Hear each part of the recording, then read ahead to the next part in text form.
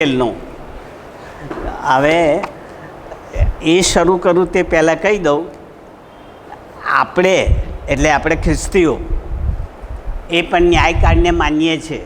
ઈસુના ન્યાયકાળને આપણે સ્વીકારીએ છીએ અને ઈસુના ન્યાયકાળમાં આપણો ન્યાય થવાનો છે અને ઈસુના નથી એનોય ન્યાય થવાનો છે. આ તો આપણે માનીએ છીએ. ના માનતા હોય તો માની લેજો, કારણ કે એ આપણો પાયો છે. એના વગર આપણે ખ્રિસ્તી કહેવાઈએ નહીં.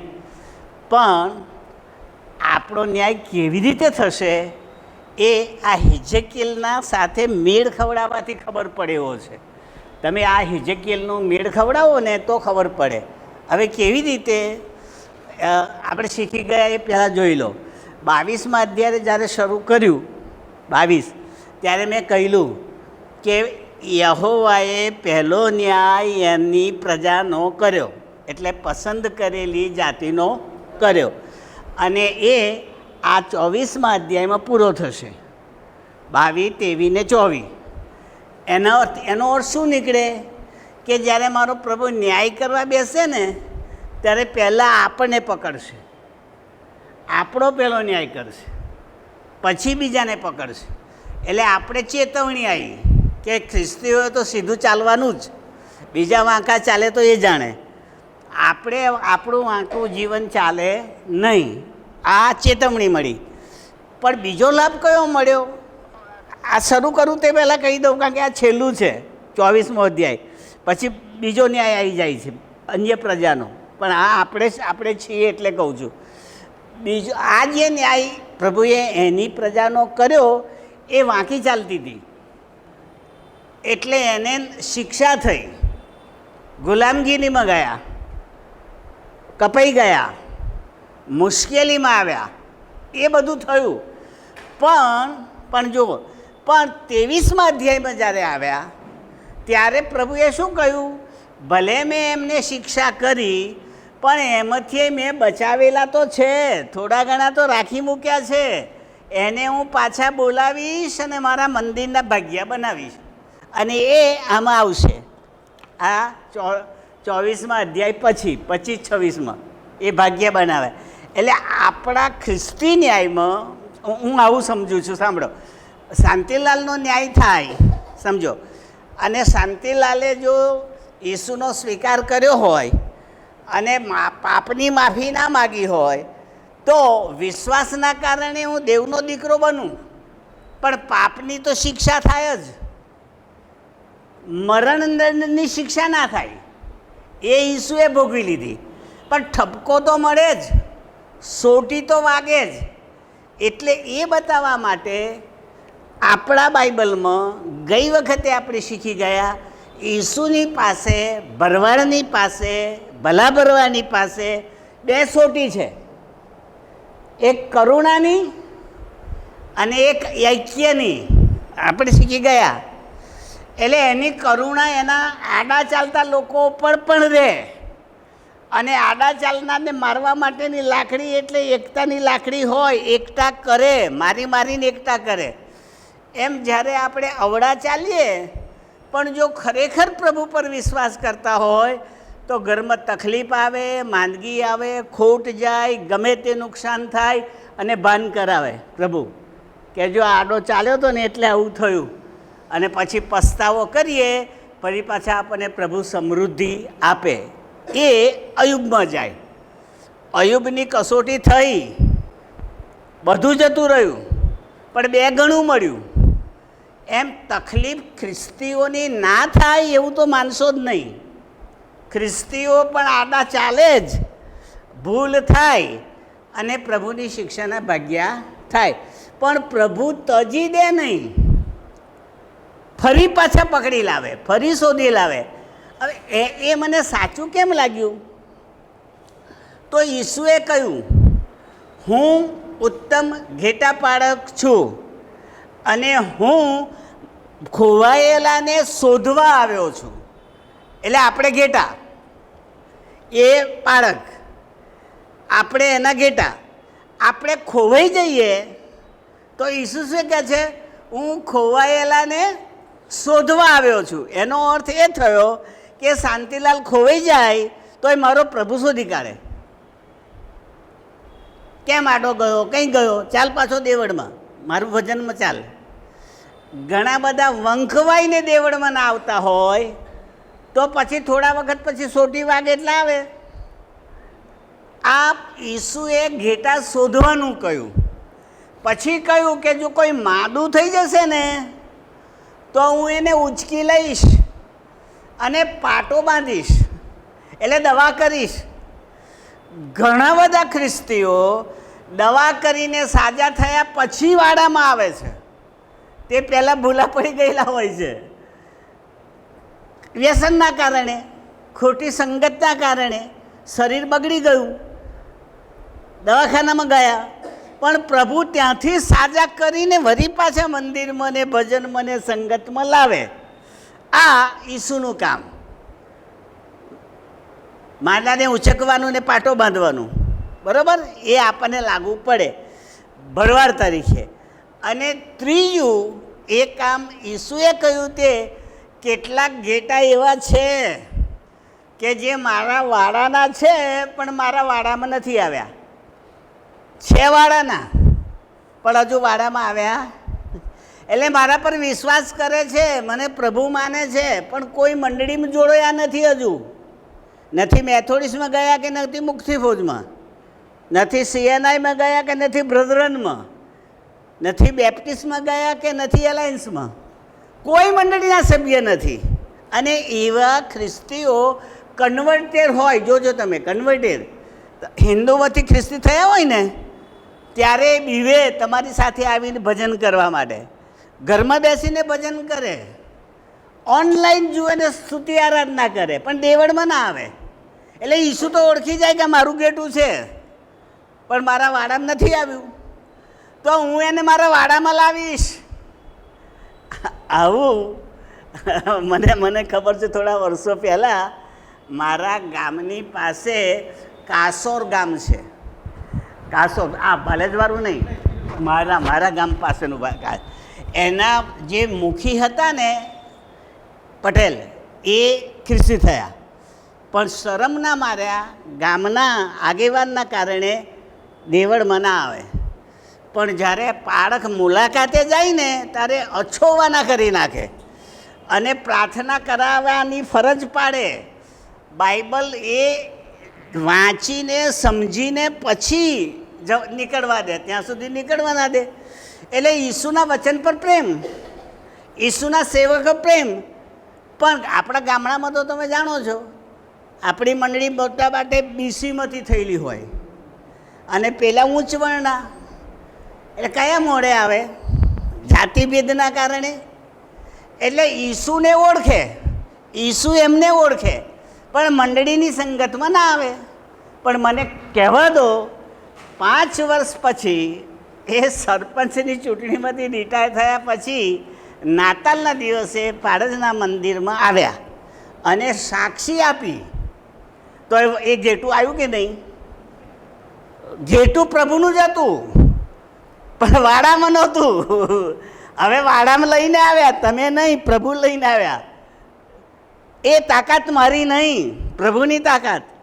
એણે મન કર્યુંનું જાહેરમાં આવ્યા અને સાક્ષી પણ આપી.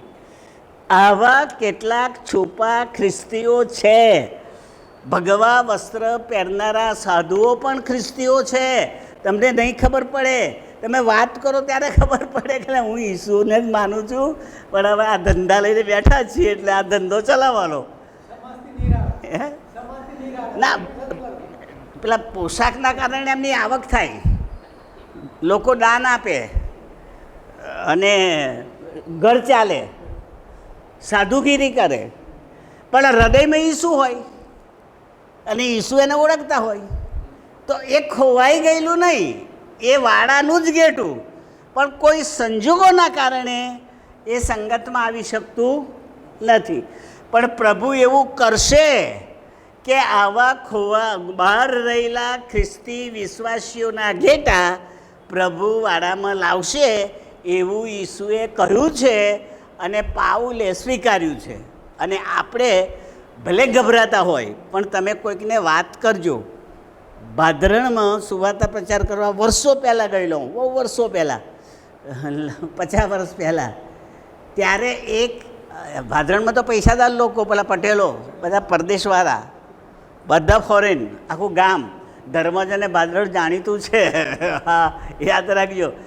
ત્યારે અમે પેલી ટ્રાક્સ વેચતા હતા ને, અને એમણે ઉપરથી જોયું તો ઉપર બોલાવ્યા સુવાર્તિક સમિતિને અને કહ્યું હું ખ્રિસ્તી છું. પણ અહીં દેવળ જ નથી, ભાદરણમાં દેવળ નથી. તો પછી એ વખતે તો હું જુવાનીઓ, એટલે પછી હું શું બોલું, એટલે મેં કહ્યું બોરસદમાં છે. કારણ કે એમની નજીક બોરસદ. અલારસા મને યાદ નહોતું આવ્યું, કારણ કે અલારસામાં મેથોડિસ્ટનું મંદિર દેવળ છે. એ વખતે હતું, અત્યારે બંધ થઈ ગયું, અત્યારે વેચાઈ ગયું હશે, પણ તે વખતે અલારસામાં હતું. કોઈને પૂજ્યો પાડકને એ કહેશે અલારસામાં મેથોડિસ્ટનું દેવળ હતું. પહેલું અલારસા આવે ને પછી બોરસદ આવે. એટલે હું એ ભૂલી ગયેલો, મને બોરસદ યાદ આવ્યું. એટલે કે એમણે શું કહ્યું કે તો દૂર પડે, તમે આવે તો મને આનંદ થયો, અને હવે આવી ટુકડી લઈને આવતા રહેજો, અને સુવાર્તા પ્રચાર કરીને અહીં આવીને જમજો, તમારું જમવાનું અહીં બનાવીએ છીએ. પટેલ, પૈસાદાર, જાહેરમાં ના આવે, ઘરમાં ખ્રિસ્તી. આ કેવા ગેટા પ્રભુએ રાખ્યા છે. આવા ગેટા છે, અને આપણા કરતાંય મજબૂત. આપણે તો ઉઘાડા ખ્રિસ્તી છીએ તોય નબળા, છુપા ખ્રિસ્તીને મજબૂત અને સહાય કરનારા. આ ઈસુના શિક્ષણમાં આવ્યું. હવે આપણે આજની ગાડી પર આવી જઈએ. આજની ગાડી શું? પહેલો ન્યાય ખ્રિસ્તીઓનો, અને ખ્રિસ્તીઓએ જે પ્રભુની વિરુદ્ધનું કર્યું હશે, બંધ કર્યું હશે, એની શિક્ષા પ્રભુ કરશે. મરણદંડની નહીં કરે, પણ પેલી કરશે, ઠપકામાં, નાની શિક્ષામાં, અને પછી ઠપકો આપીને લેશે. કઈ? પેલા દ્રષ્ટાંતમાં બતાવી છે તેવી. જેણે પેલું તાલંત દાટી રાખ્યું, મોર દાટી રાખી, પણ કશું કર્યું નહીં પ્રભુ માટે, ત્યારે પ્રભુ એને શું કહ્યું? આળસુ ચાકર, એવું કહ્યું. બસ આ શિક્ષા એ આપણી. આપણને પ્રભુ આળસુ કહે ને તો નાક કપાઈ જાય આપણું, કારણ કે દૂતો હોય, કામ કરનારા, એની વચમાં ન્યાય થાય. આપણી વાત એટલે બધા ખ્રિસ્તીઓની વાત. એટલે આપણે પ્રભુની સેવા કરવામાં પાછા પડ્યા હોય તો પ્રભુ કાઢી ના મૂકે, પણ પ્રભુ આળસુ તો કહે જ, ભાઈ જરાક થોડુંક તો કરવું તું મારા માટે. સોમવારે ના જવાય તો કંઈ નહીં, પણ રવિવાર તો દેવળમાં જા, એટલું તો કે ના કે? એ આળસ અહીં આવવાની, દેવળમાં આવવાની. આપણા દેવળો ખાલી પડે છે ને, એ આળસુમાં કહેવાય, આળસુ. અને પ્રભુ એને ઠપકો આપશે. તો આ પહેલો ન્યાય થઈ ગયો. ખ્યાલ આવ્યો? પ્રભુના લોકોનો પહેલો ન્યાય. આ હિજકિયેલે યહૂદીઓને બચાવ્યો. એવી જ રીતે ન્યાય કાળે સૌથી પહેલો ન્યાય આપણો. ઠપકો પછી લેશે અને જમણી બાજુ લઈ લેશે. આ પહેલો ન્યાય. હવે આ 24મી કલમ, આ 24મો અધ્યાય એ છેલ્લો ન્યાય યહૂદી પ્રજાનો, પણ શહેરનો. યહૂદા પ્રાંતનું શહેર યરુસાલેમ. તો યરુસાલેમનો ન્યાય કેવી રીતે પ્રભુ કરે છે? આ છેલ્લું એ થઈ જાય એટલે પછી આપણો એની સાથેનો સંબંધ પૂરો. પછી આવે વિધર્મીઓનો, પછી આવે પ્રભુના વિરુદ્ધ જનારાઓનો, પછી આવે પ્રભુનો નકાર કરનારાઓનો, એટલે નાસ્તિકોનો. એ ન્યાય પછી આવશે. એ આવશે 26, 27, 28મા અધ્યાયમાં.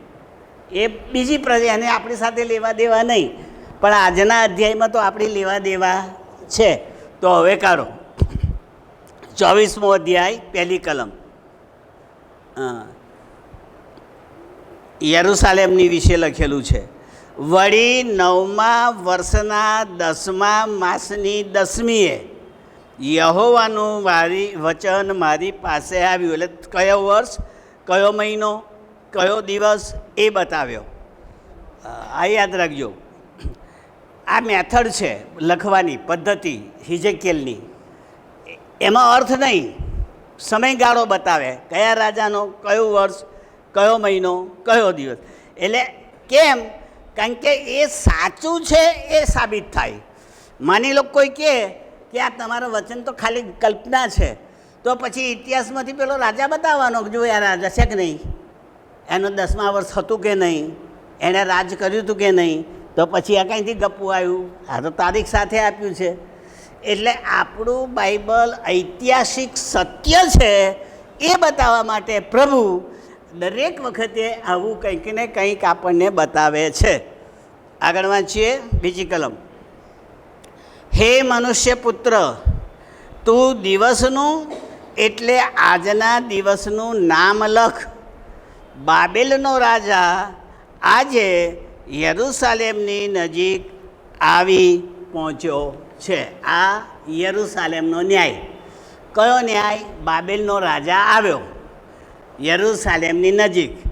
હવે ઘેરો ગાલશે, હવે તને શિક્ષા કરશે, હવે તારો કોટ તોડી નાખશે, હવે તને પકડી જશે, હવે તરવારથી મારી નાખશે, તારા છોકરા છોકરીઓને ગુલામ બનાવી દેશે. આ પ્રભુનો ન્યાય. પણ આવ્યું કોણ ન્યાય કરવા? બાબેલનો રાજા. હવે બાબેલ એટલે બિન યહૂદી, યહૂદી નહીં. તો બિન યહૂદી યહૂદીઓને મારે અને પ્રભુ રાજી થાય. આવું તો આવું થયું કે આપણા છોકરાને બીજો મારી જાય અને મા બાપ રાજી થાય, લેતી જાય. કેવું માર્યું? આવું થયું. આ તો મા બાપ કદી આવું ના કરે. એ તો પોતાના છોકરાનો પક્ષ લે. મારવા આવ્યો હતો એ શું છે, કેમ આવ્યો, એને બગાડે. પણ યહોવા ન્યાય કરવા બેસે ને ત્યારે એ બધા ભૂલી જાય કે અમારો છોકરો છે કે નહીં. એ તો ન્યાયાધીશ એટલે ન્યાયાધીશ. તમારા કામનો હિસાબ આપવો જ પડે, છોકરો હોય તોય. હું તને બહારની વાર્તાનું દાખલો આપું. એક સ્કૂલની અંદર 2 છોકરા એક સ્ટેન્ડર્ડમાં ભણતા હતા, ક્લાસમેટ હતા. એક ભણવામાં હોશિયાર અને એક જરા નબળો, પણ ભાઈબંધી ગાઢ. કોલેજ શિક્ષણ સુધી ભણ્યા.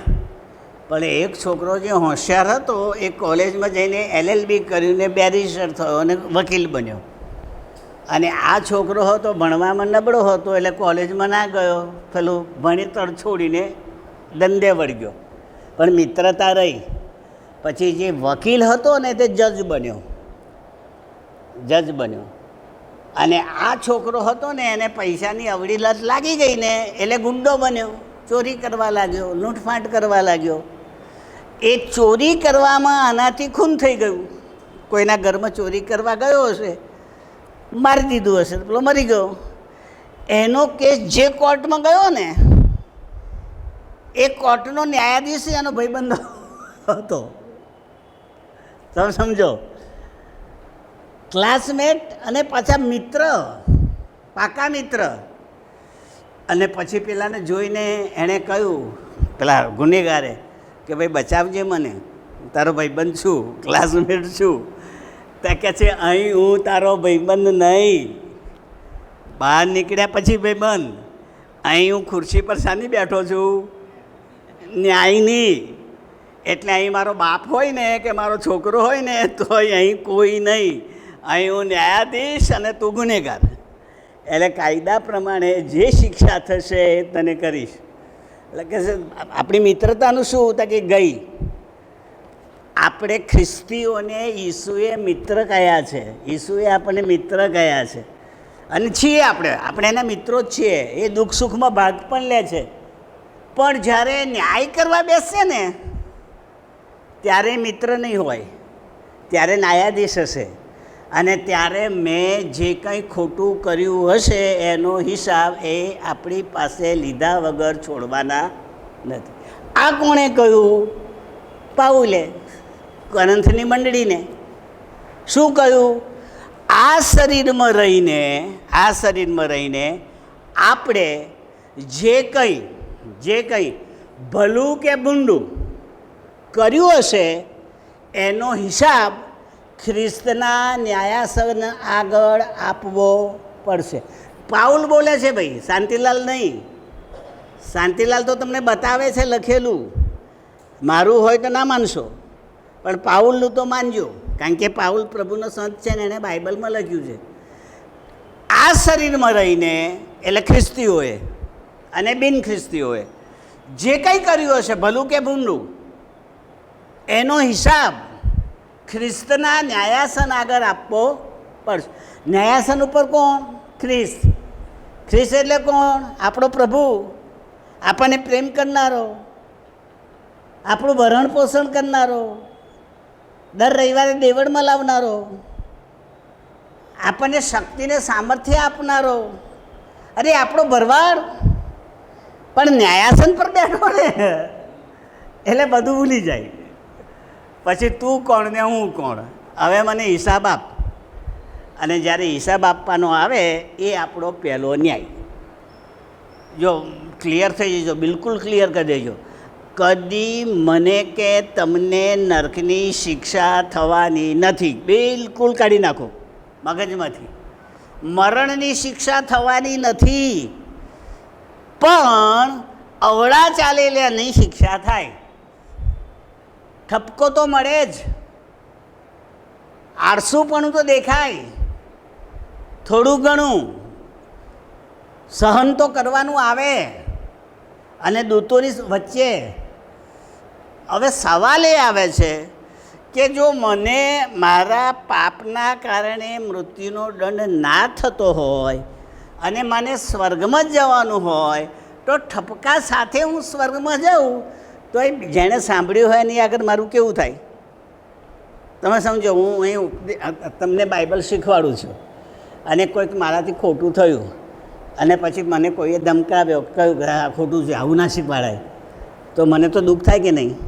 અચ્છા, પછી જ્યારે જ્યારે શીખવાડવા આવું ને ત્યાં પેલું મારા માથે જ આવે, ઊંધું શીખવાડે છે, ઊંધું શીખવાડે છે, ઊંધું શીખવાડે છે.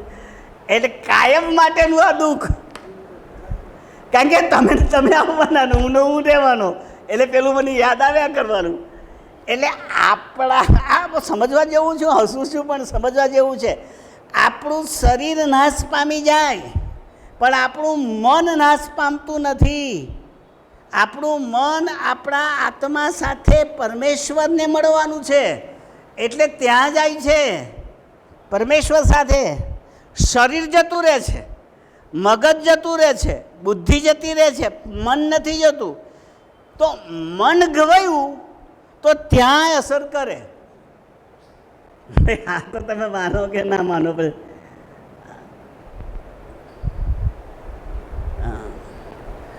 મોતી ભાગ્યું વિંધતા મન ભાગ્યું કવેણ. કોઈનું કડવું બોલો તો મન ભાગી ગયું.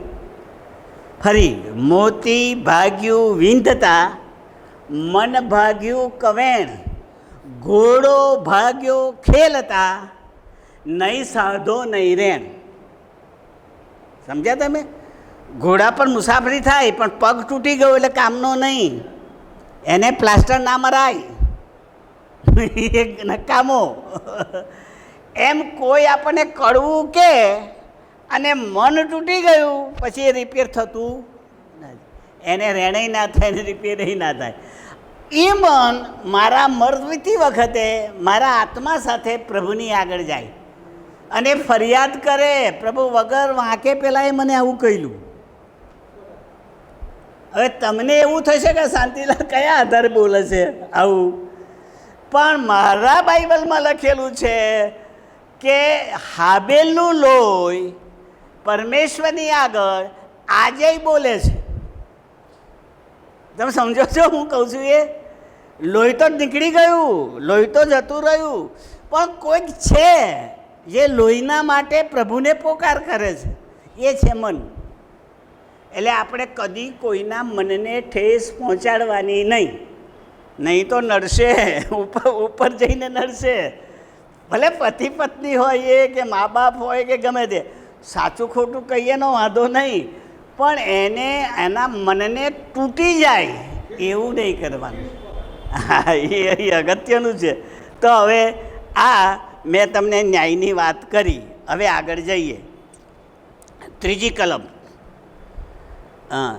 આ બંડખોર લોકોને એક દ્રષ્ટાંત આપીને કે, જો એક દ્રષ્ટાંત, પ્રતીક, ઉપમા કોને આપવાનું છે? આ બંડખોર લોકોને.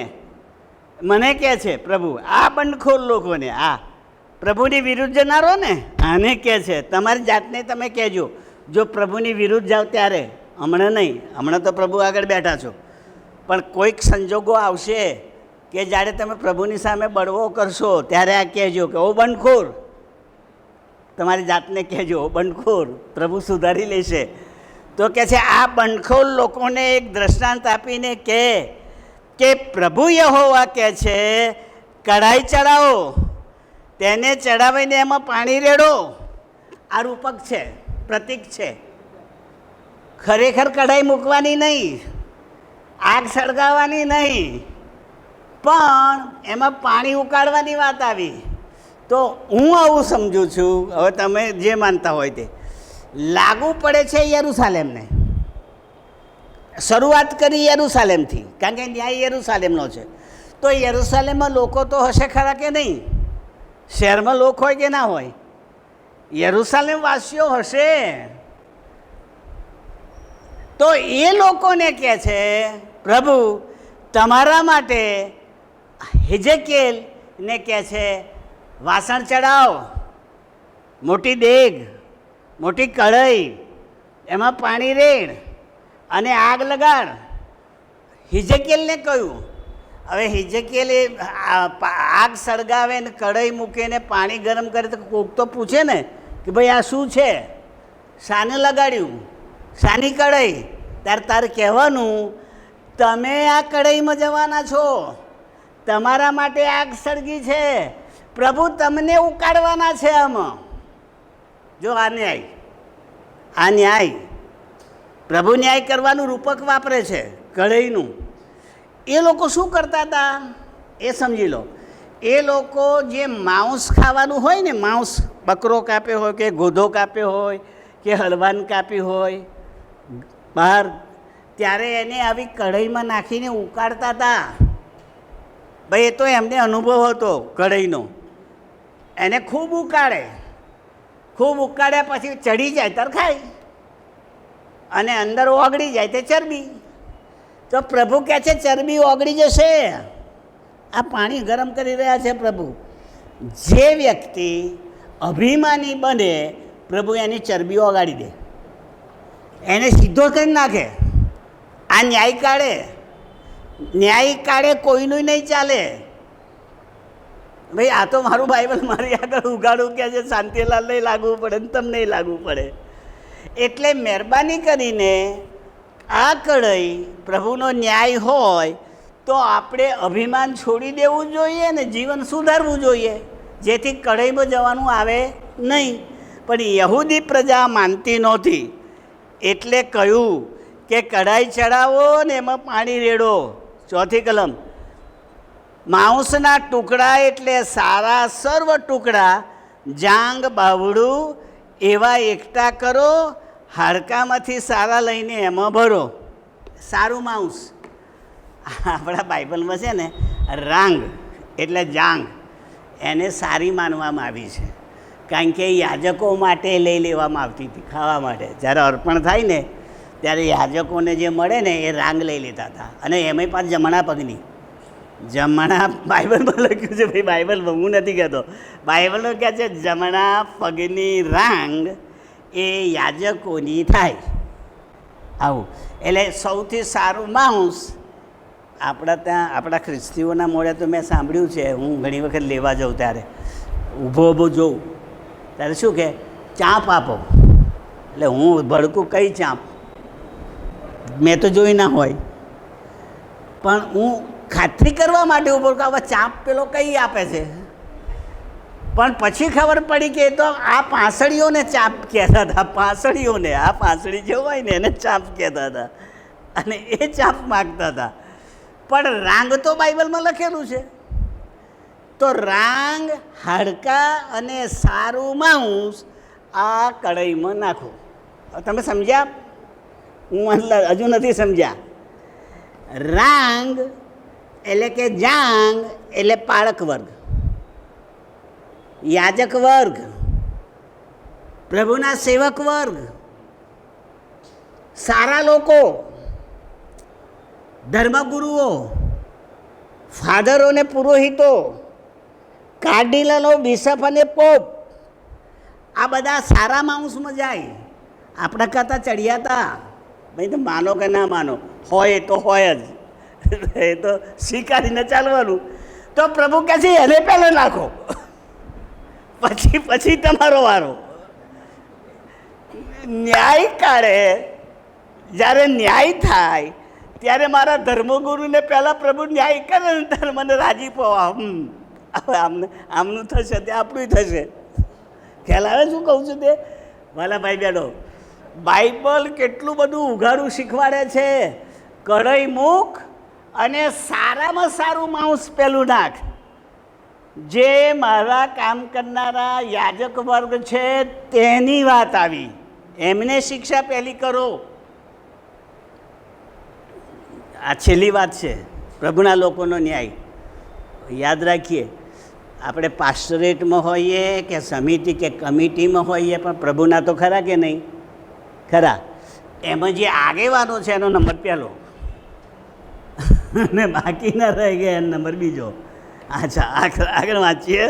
અહીંયા જે લખ્યું છે તે બહુ સરસ લખ્યું છે. જુઓ, સર્વ ટુકડા, જાંગ, બાવડું એકઠા કરો અને હાંડલામાંના સારામાં સારા લઈને એમાં ભરો.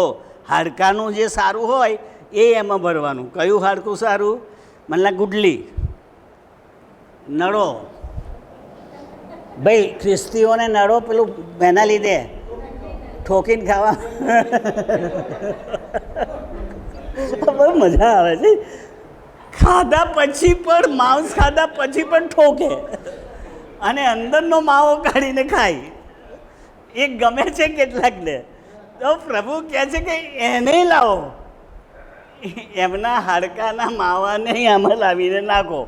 ટૂંકમાં આપણો ન્યાય કોઈ પણ રીતે અધૂરો રહેવાનો નથી. પૂરેપૂરો ન્યાય થશે. છટકી શકવાના તો સુધરી જઈએ, કારણ કે પ્રભુ તો છોડવાના જ નથી. આ તક છે મને ને તમને. આ બાઇબલ શીખી રહ્યા છે પણ તક તો છે જ જીવનમાં. એટલે વાલા ભાઈ બહેનો, આ શીખ્યા પછી થોડો ફેરફાર તો આપણામાં આવવો જોઈએ. 5મી કલમ. ટોળામાંથી એક ઉત્તમ ઘેટું લઈ પેલા હાડકા પણ તેની તળે સીંચો અને સારી પેઠે ઉકાળો. હા, એમાં તેના હાડકાને બફાવા દો. સાંભળજો, શું લઈને નાખવાનું કહ્યું અંદર? ઘેટું. ઘેટું એટલે હલવાન. તો મારા શિક્ષાની અંદર મારા પ્રભુને ભોગવવાનું આવ્યું, એને બફાવવું પડ્યું, એને માર ખાવો પડ્યો, એને દુઃખ ભોગવવું પડ્યું.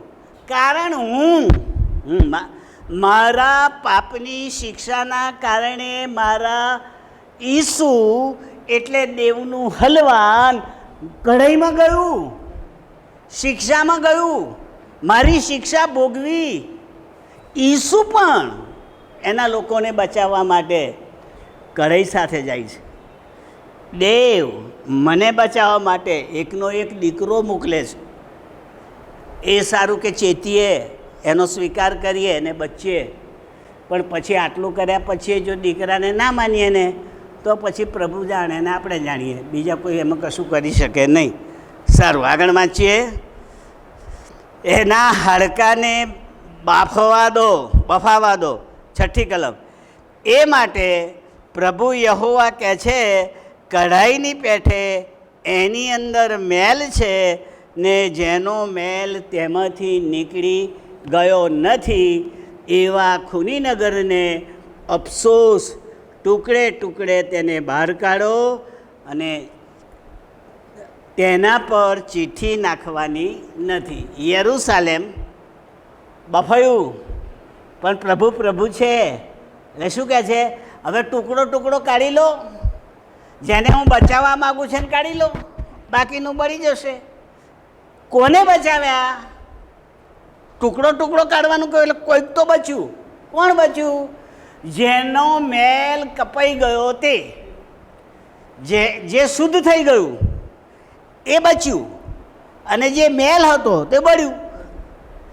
મલિનતા શબ્દ લખ્યો છે. મલિનતા એટલે મેલ.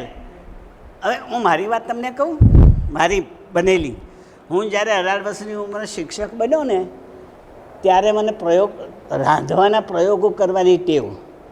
તે હું કુંભારવાડે ગયો અને પેલી હાંડલી લાવ્યો શાક બનાવવા, માટીની, પેલા ધાતુની બંધ કરી, માટીની હાંડલીમાં ખીચડી બનાવવાની અને શાક બનાવવાનું. આ મેં પ્રયોગ કરેલો 18 વર્ષની ઉંમરમાં, જ્યારે હું શિક્ષક બન્યો ત્યારે. પણ થયું શું પાછી ખબર પડી મને. હું અંદર તેલ નાખું ને વઘારવા, તે પેલા શાક નાખ્યા પહેલાં પેલું માટીનું વાસણ પી જાય. એ પછી ખબર પડી મને. હવે પી જતું. આ હકીકત તો ખોટું નથી બોલતો, પી જ જાય. એટલે તમે શાક નાખો તો પાણી જેવું જ રહે, કારણ કે તેલ તો પેલું પી ગયું. પણ લાવ્યા છે એટલે ઉપયોગ તો કરવાનો. એટલે હું તો ઉપયોગ કરતો જ રહ્યો. પછી એને સાફ કરવા બેસું ને તો નથી, ચિકાસ જ ના જાય. પેલું તેલ પીધું હોય એટલે ચોટ્યું હોય તો સાફ થઈ જાય, પણ આ તો અંદર ગયેલું. માટીની અંદર ચિકાસ ગઈ. માટી જાય પણ ચિકાસ ના જાય. હવે એને સાફ કેમનું કરવાનું? પણ હું શિક્ષક એટલે પ્રયોગ કરવાનો. એટલે મેં વિચાર કર્યો. તે વખતે આટલું બાઇબલ નથી ખબર, આટલા બાઇબલની ખબર નથી. મેં કહું આ માટલી જે હું લાવ્યો છું અને આટલા વખતથી આને હું શાક બનાવું છું ને મારું બધું તેલ પી ગયા, હવે આને મારે ચોખ્ખી કરવી હોય તો શું કરવું જોઈએ? તો કે મને વિચાર આવ્યો, ચૂલામાં મૂકો. ચૂલામાં લાકડા સળગતા, ચૂલાની અંદર મૂકી દો. મેં થોડું સળગાવ્યું અને પછી ચૂલામાં મૂક્યું. થોડી વાર થઈ પછી શું, માટલી સળગી, ભડ સળગી, સરસ સળગી. તો પછી પેલા બીજા ધાતુના વાસણમાં ચા બની. એમાંથી એ આગમાંથી જો કેટલું બધું તેલ પીધેલું, એ સળગી, એની ઉપર પેલું વાસણ મૂક્યું, એમાં ચા બની ગઈ. અને પેલી માટલી જ્યારે પૂરેપૂરી બળી ગઈ ત્યારે ઓલવાઈ ગઈ. ઓલવાઈ ગયા પછી ઠંડી પડી, ચોખ્ખી ચટ, સહેજે ચિકાસ નહીં, કારણ કે ચિકાસ બળી ગઈ. આ પ્રભુ શીખવાડે છે આપણને. મારી કસોટીમાં ન્યાય કાઢે હું તમારો મેલ કાઢી નાખીશ, ચોખા ચટ કરીશ અને બહાર કાઢીશ. પણ આપણે એના હૈયે તો, એના નહીં હોય તો બળી જાય. મારું બનેલું મેં એટલા માટે કહ્યું, થોડુંક આપણા મગજમાં ઉતરે એટલા માટે. આપણા જીવનોમાં રહેલો મેલ મારા પ્રભુ અગ્નિ થકી દૂર કરવા માગે છે. અગ્નિ આવશે, મને ચોખ્ખો કરશે, શુદ્ધ કરશે, વાસણમાંથી કાઢશે અને એના ઘેર લઈ જશે. આ વાત આપણને બાઇબલ શીખવાડે છે. પણ એક શબ્દ આવ્યો. શું આવ્યો? બહાર કાઢો એ તો સમજ્યા, તેના પર ચિઠ્ઠી નાખવાની નથી. આ જુદું આવ્યું. કેમ? કારણ કે જ્યારે કોઈ પણ નિર્ણય લેવાનો હોય ને, નિર્ણય, ત્યારે યહૂદી લોકો ચિઠ્ઠીઓ નાખતા હતા. ચિઠ્ઠી નાખીને 12મા પ્રેરિતને ચૂંટવાનો થયો ને, ત્યારે ઇલેક્શન નહોતું, ચિઠ્ઠી નાખેલી, પ્રાર્થના કરી અને માથિયસની નીકળી. એટલે યહૂદાની જગ્યાએ માથિયસ એ શિષ્ય ગણાયો. યુનાને દરિયામાં નાખવાનો થયો ને, તે પહેલાં ચિઠ્ઠી નાખેલી અને એ યુનાના નામની જ નીકળી. પછી કહ્યું ભાઈ હવે શું કરીએ? તો કે નાખો દરિયામાં. એ ચિઠ્ઠી કાઢનાર કોણ? પ્રભુ. કારણ કે પ્રભુને ખબર હતી આને દરિયામાં નાખશે તારે હું પાછો નીનવે મોકલીશ ને, નહીં તો કેમ ન મોકલું? આ તો ઊંધો જાય છે, આમ જવાના બદલે આમ જાય છે. નીનવેના બદલે તારસીસ જાય છે, આને સીધો કેમ ન કરવો? એટલે આને પહેલાં દરિયામાં નાખવો પડે. એ એની કસોટી, એ એની કઢાઈ, એ એનું શુદ્ધિકરણ, એ એનો પસ્તાવો, એનું જીવન પરિવર્તન, આ બધું છે અંદર ઢંકાયેલું.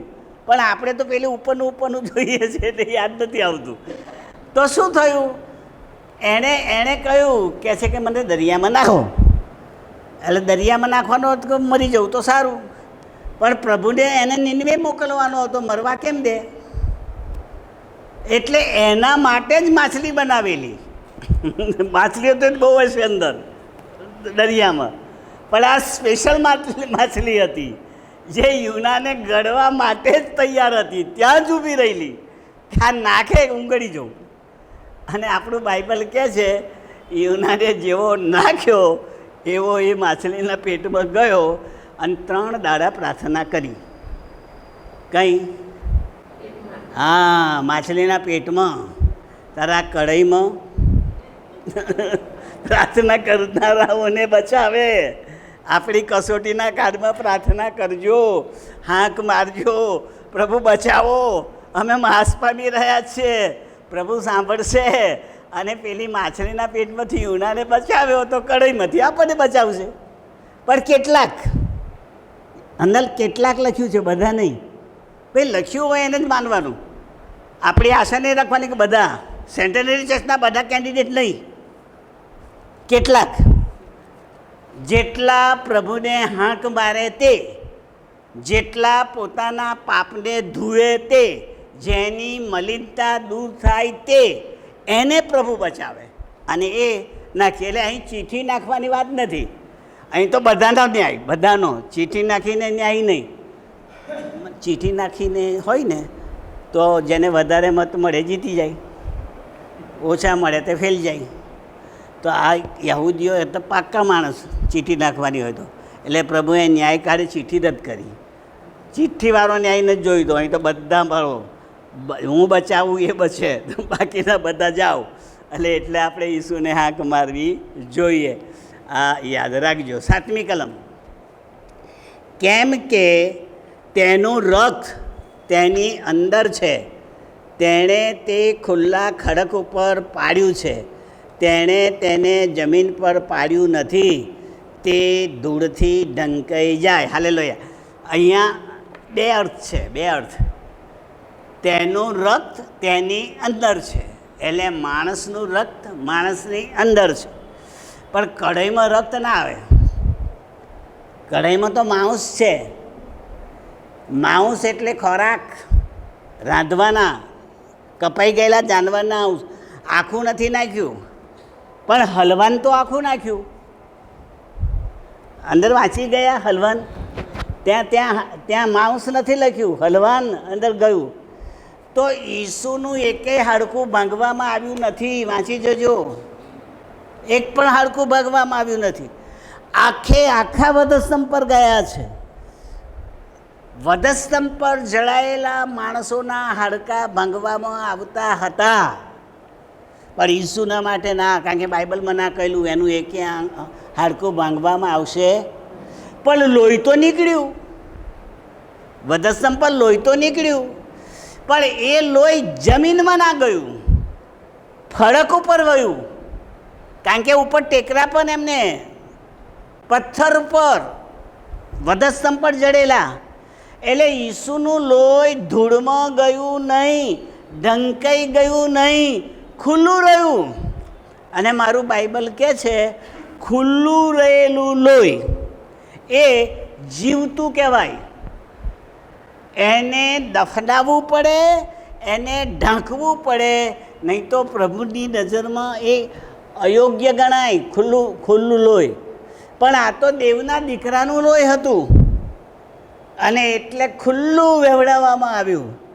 અને આજે પણ લોકો કહે છે કે ઈસુના વહેવડાવેલા લોહીમાં પાપની માફી છે.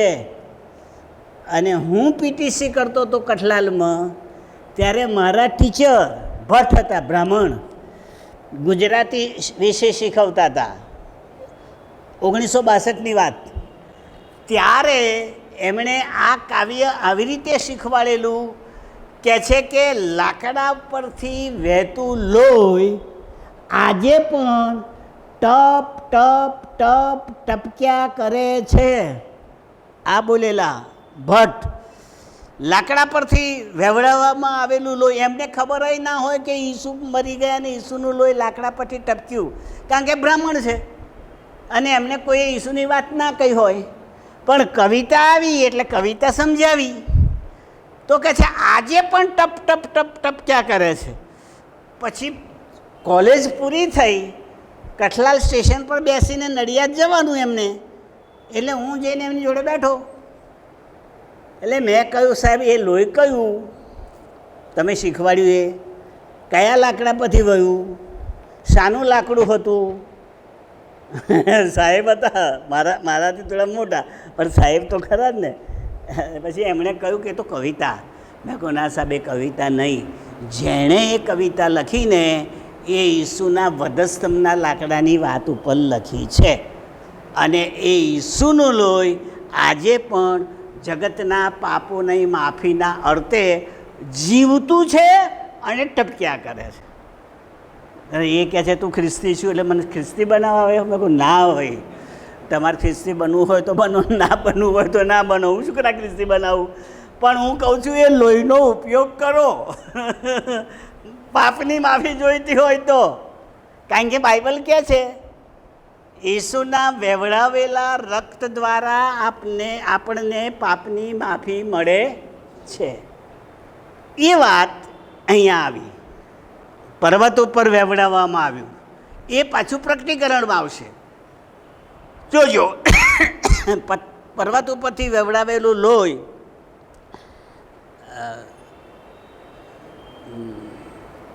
ઘોડાની લગામ જેટલું અને અમુક કિલોમીટર જેટલું વહ્યું, આવું આવશે પ્રકટીકરણમાં. ઘોડાની લગામ જેટલું અને અમુક કિલોમીટર સુધી વહ્યું.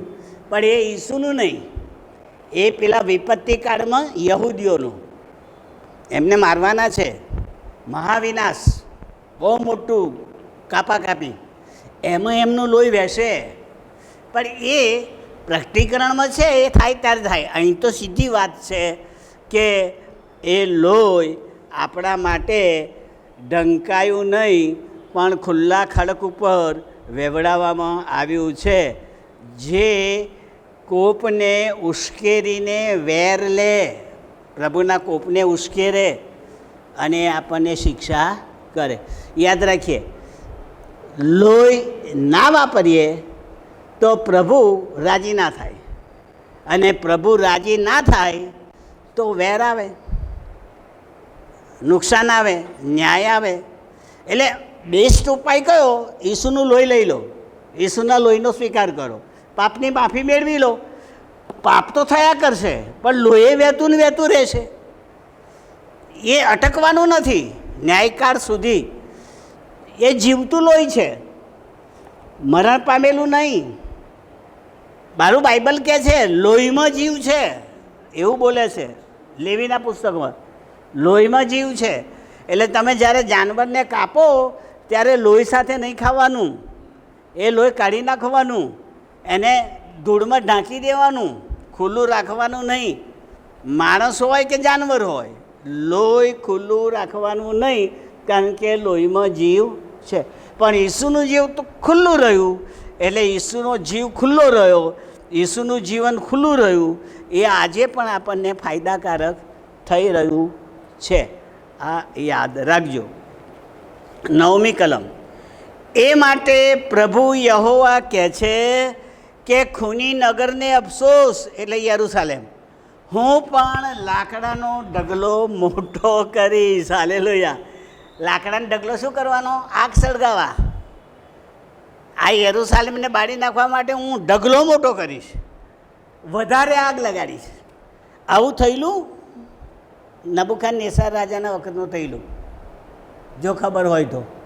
પેલી મૂર્તિ બનાવેલી તારે સાદ્રાક મેશાકને અબેદનગોના વખતમાં, પેલા એમના છોકરાને આગ બતાવીને કહે છે આ મારી મૂર્તિની પૂજા કરો, નહીં તો આમાં નાખીશ. તો પેલો છોકરો કહે છે નહીં કરીએ. તો રાજા કહે છે 7 ગણી ગરમ કરો. અંદર લખ્યું છે 7 ગણી, એટલે મોટો મોટો ઢગલો કરો, વધારે લાકડા નાખો, વધારે આગ પકડાવો. પછી છોકરાને કહે હવે ત્યાં કે જો મારો દેવ એમાંથી બચાવશે, અને નહીં બચાવે ને તો તારી મૂર્તિની પૂજા અમે કરવાના.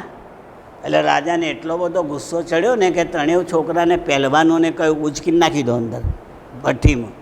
મારું બાઇબલ કહે છે નાખનારાની ઝાડ એટલી બધી હતી કે નાખનારા બળી ગયા પણ અંદર પડેલા બચી ગયા. પછી રાજાએ જોયું એટલે પછી પૂછ્યું લે આપણે 3ને નહોતા નાખ્યા? મને તો 4 દેખાય છે અંદર. રાજા કહે છે હું નહીં, નાખ્યા હતા 3 ને 4 કેમ દેખાય છે? એમનો જે મળતિયો હશે આપણે કહ્યું હશે, કહે છે કે દૂત હશે. પણ મારું બાઇબલ મને કહે છે ઈસુએ આવીને એમને બચાવ્યા, કારણ કે ઉદ્ધારક અને બચાવનાર દૂત નહીં દેવ છે, અને દેવપુત્ર છે. દેવપુત્ર એટલે ઈસુ, અને ઈસુ આપણો ઉદ્ધારક છે, એ આપણો બચાવનાર છે, એ આગમાંથી બચાવે છે. એટલે અહીંયા એની પ્રજાના માટે કહે છે મોટો ઢગલો કરીશ, વધારે બાળીશ, પણ તમે પસ્તાવો કરશો ને મને હાંક મારશો ને એમાંથી બચાવીશ. બેવ હાથમાં આપણા માટે સલામતી છે. પસ્તાવો કરો તો આગમાં નહીં જવાનું થાય, ને આગમાં ગયા ને પસ્તાવો કરશો તો પ્રભુ બહાર કાઢશે. આ વાત અહીંયા લખેલી છે. સારું, 10મી કલમ. લાકડાનો ઢગલો વધારો, અગ્નિને ધિક્કાવો, માંસને બરાબર ઉકાળો, બરાબર શિક્ષા કરો, શેરવો જાડો કરો એટલે અંદર રસ હોય તે, પેલો બધું માંસ સૂપ બને ઉકળેલું, એને જાડું બનાવો, એને શેરવો કહેવાય. શેરવો જાડો કરો, હાડકાને બળી જવા દો. હાડકા તમે સમજો, બળી જવા દો એટલે નાશ પામવા દો. હાડકા નિર્જીવ છે, એ ખોરાક નથી, એ પશુઓનો ખોરાક છે, માણસનો નહીં. એટલે જે ખોરાક નથી એ બળી જશે, જે ખોરાક છે એ બચી જશે. યાદ રાખીએ, પ્રભુ આપણી સેવાના ખોરાકમાં રાજી થાય છે, પણ આપણે સેવા ના કરીએ તો હાડકા, સેવા કરીએ તો જીવતા, અને સેવા ના કરીએ તો સૂકા હાડકા. તો કહે છે બળવા દો, કારણ કે સેવા કરતા નથી, કામ કરતા નથી. મંડળીનું કામ ન કરનારા માણસો સૂકા હાડકામાં જાય. દાખલો ઈસુએ આપેલો કયો? સાબાથવાળે, પેલો શનિવારના દિવસે મંદિરમાં બેઠા ત્યારે સુકાઈ ગયેલા હાથવાળો અંદર હતો કે ઊભો થા? ઊભો થયો અને પછી કહ્યું તારો હાથ લાંબો કર, એટલે સુકાઈ ગયેલો હાથ લાંબો થયો. આવું લખેલું છે. પણ શનિવાર હતો એટલે જે ધાર્મિક માણસો હતા એનો વિરોધ કર્યો, શનિવારે આવવાના કામ નહીં કરવાના. તો પછી પ્રભુ કહે છે આ માણસોનું ભલું કરવું એ નહીં કરવાનું કહે છે. હવે અહીં હાડકા સૂકા, પણ પ્રભુ એને જીવતા કરી શકે. હિજકીલના 47મા અધ્યાયમાં આવશે, આ હિજકીલના 47મા અધ્યાયમાં આવશે, હાડકાને જીવતા કરે છે. અચ્છા, હું આવું માનું છું, તમે શું માનો છો ખબર નહીં. જેનો હાથ પ્રભુએ સાજો કર્યો હશે એણે પછી આમને પકડી રાખ્યો હશે,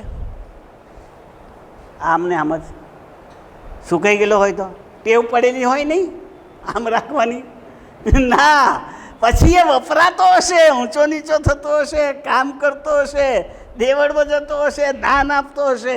પ્રભુ આ કહેવા માગે છે, મંડળીમાં સુકાઈ ગયેલા હાથ જો સાજા થાય તો સેવામાં ઉપયોગી થાય, અને જે સેવામાં ઉપયોગી ના થાય તે સુકાઈ ગયેલા હાથ કહેવાય.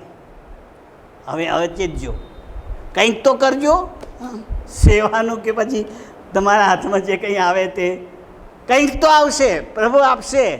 તમને નહીં ખબર પડે, કરશો પછી ખબર પડશે. રાજીપો આવશે એટલે. પણ કરો, નહીં તો હાડકાં બળી જશે. અગત્યનું છે વાલાભાઈ બહેનો. સારું, આગળ વાંચીએ. એક કલમ જોઈ લઈએ આગળ. 11મી.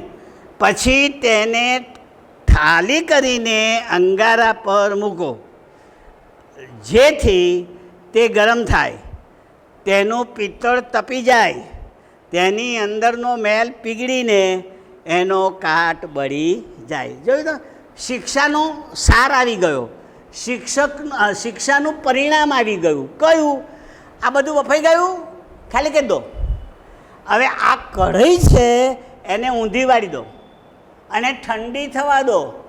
શું થયું? બધો મેલ કઢાઈનો જતો રહ્યો. પ્રભુની આટલી મોટી શિક્ષામાંથી પસાર થનારા લોકો સોના જેવા શુદ્ધ થઈને બહાર આવશે, મરી નહીં જાય. પાવરફુલ ખ્રિસ્તી થઈને બહાર આવશે, શક્તિશાળી ખ્રિસ્તી થઈને બહાર આવશે, કારણ કે કસોટીમાંથી પસાર થયા. અને એટલે કઢાઈ દ્વારા પ્રભુ આ કહેવા માગે છે, મેલ જતો રહેશે. 13મી. તારી ભ્રષ્ટતામાં લંપટતા સમાયેલી છે. મેં તને શુદ્ધ કરવાને પ્રયત્ન કર્યો, પણ તું શુદ્ધ થઈ નહીં. એથી હું મારો કોપ તારા પર તૃપ્ત કરીશ, ત્યાં સુધી તું કદી પણ તારી મલિનતાથી શુદ્ધ થશે. જાણી જોઈને જે અવળા ચાલે એ કદી સુધરે નહીં. પ્રભુ બાળે તોય ના સુધરે. એને શું કહેવાય જાણો છો? હુંછી ઘોડો. એને હુંછી ઘોડો કહેવાય. હુંછી ઘોડો શું? પેલા સરઘસમાં ઘોડાના ખેલ આવતા હતા ને, ત્યારે 4-5 ઘોડાને આમ દોડાવે, ત્યારે એક એવો ઘોડો ટ્રેન કરેલો હોય તે પેલા આમ દોડતા હોય તો પેલો આમ દોડે, ઊંધું દોડે. એને તાલીમ જ એવી આપી હોય, આપણને હસવું આવે એટલે. એ ઘોડાને હુંછી ઘોડો કહેવાય, ઊંધું કરનારો. તો આપણા બધા ખ્રિસ્તીઓ પ્રભુનું ભજન કરતા હોય ત્યારે પેલો બીજાનું કંઈ ભજન કરવા જતો રહ્યો હોય, એ ઘોડો હુંછી, એ કદી સુધરે નહીં. એને તો શિક્ષા થાય અને પસ્તાવો થાય તો જ કામનું, નહીં તો કામનું નહીં. છેલ્લી કલમ જોઈને બંધ કરીએ. 12મી રહી ગઈ. ઓહો, સોરી, વાંચીએ. તેણે શ્રમથી પોતાને કાયર કરી છે, તો પણ તેનો કાટ બહુ જ છે, તેમાંથી નીકળી જતો નથી, એ અગ્નિથી પણ જતો નથી. કાટ બળે ખરો, પણ આ તો એટલો બધો કાટ છે, બાળે તોય બળ્યો નહીં. ટૂંકમાં કઠણ હૃદયના માણસોને ઈસુએ આવીને કહ્યું, હું તમને બચાવવા આવ્યો છું, તોય એમણે માન્યું નહીં. પથ્થરના હૃદયવાળા માણસો, એ કાટવાળા, એને અગ્નિ પણ સુધારી શકે નહીં. સારું, 13મી વાંચી ગયા. 14મી પછી બંધ. હું યહોવા તે બોલ્યો છું, તે પૂરું થશે એટલે ન્યાય થશે. હું તે કરીશ એટલે ન્યાય કરીશ. હું પાછો હટીશ નહીં એટલે તમને જવા નહીં દઉં. દયા રાખીશ નહીં એટલે કોઈની ઊંચું નીચું નહીં ગણું. હું અનુતાપ કરીશ ને દુઃખી નહીં થવું. તારા આચરણો પ્રમાણે ને તારા કૃત્યો પ્રમાણે તેઓ તારો ન્યાય કરશે, એમ પ્રભુ યહોવા કહે છે. શાનો ન્યાય કરશે? તારા કૃત્યો અને આચરણો. આચરણ એટલે કેવું જીવીએ છે તે, અને કૃત્યો એટલે કયું કામ કર્યું તે. હું બોલું, સાંભળો, એ સારું બોલું અને ખોટું એટલે ખરાબ એ બોલું, ખરું? એટલે હું જે બોલ્યો એનો ન્યાય થવાનો, સારાનો અને ખોટાનો. અને મેં કોઈને ધક્કો માર્યો કે ખાડામાંથી બહાર કાઢ્યો, એ કામ. ખાડામાંથી બહાર કાઢ્યો હશે તો ભલું કામ, અને કોઈને ધક્કો માર્યો હશે તો ભૂંડું કામ. પણ કામ તો ખરું ને. એનો હિસાબ, વર્તનનો હિસાબ અને કામનો હિસાબ પ્રભુએ આ પ્રજા પાસે લીધો અને આપણી પાસે પણ લેવા માગે છે. પ્રભુ આ સમજવાને આપણી સહાય કરો. આમીન.